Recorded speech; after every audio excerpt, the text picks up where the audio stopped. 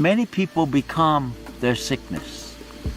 They carry on the personality of their sickness.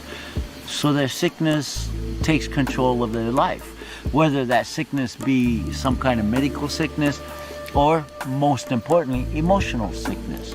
So a depressed person becomes so depressed, so down, that depression begins to dictate to them how to feel, what to do, how to do it. And that person that is inflicted by that listens to depression. Because myself, I'm one of those examples. Let me give you a little quick story. I was sitting in my flat and I was just minding my own business, and I got a knock on the door, and I opened the door, and there's depression.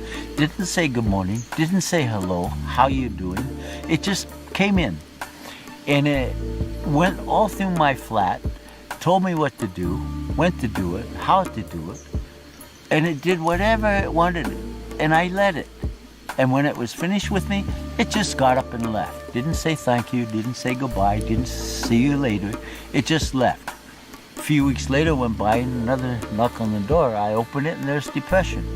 Depression standing there with a whole box full of groceries. He goes into my kitchen, takes everything I like to eat out, and puts everything in the cupboard that he likes. Again, took over my house, and when he was finished, left. No thank you, no goodbye, no see you later. A few months went by, and I got a knock on the door, and there's depression. And he's holding a suitcase, clothes, and he goes to my closet, takes out my bright colored shirts, hangs up all his black clothes, makes himself at home, tells me what to do, when to do it, how to do it. And I did it. I did everything depression asked. And then in the morning, I was sitting at the table drinking coffee, and depression came in. I knew what depression wanted me to do next, but I already tried it. It didn't work. So I looked depression in the eyes, and I said, sit down. We need to have a talk. And depression came and sat down. And I said, listen, you're welcome to come here anytime you want. Anytime you want to come, you're welcome. But when you do, you have to follow my rules. And with that, depression stood up, looked at me, and said, I respect you. I asked depression, why do you respect me?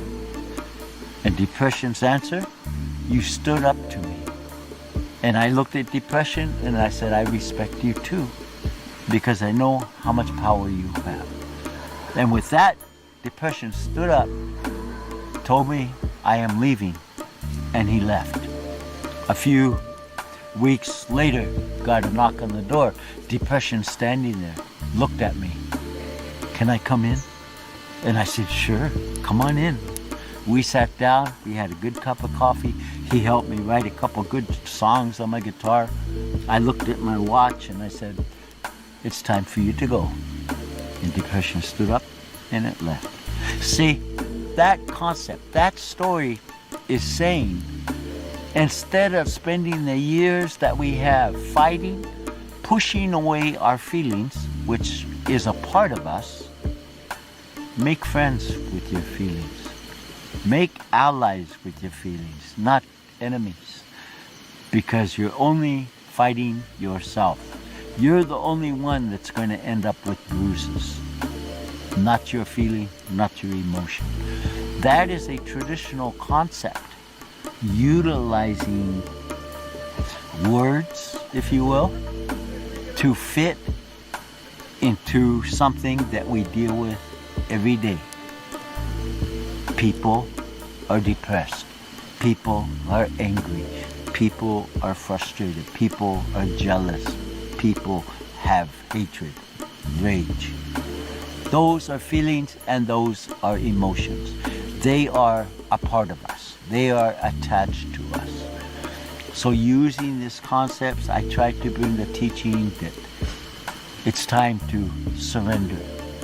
It's time to make friends with your feelings, because making friends with your feelings, you make friends with yourself.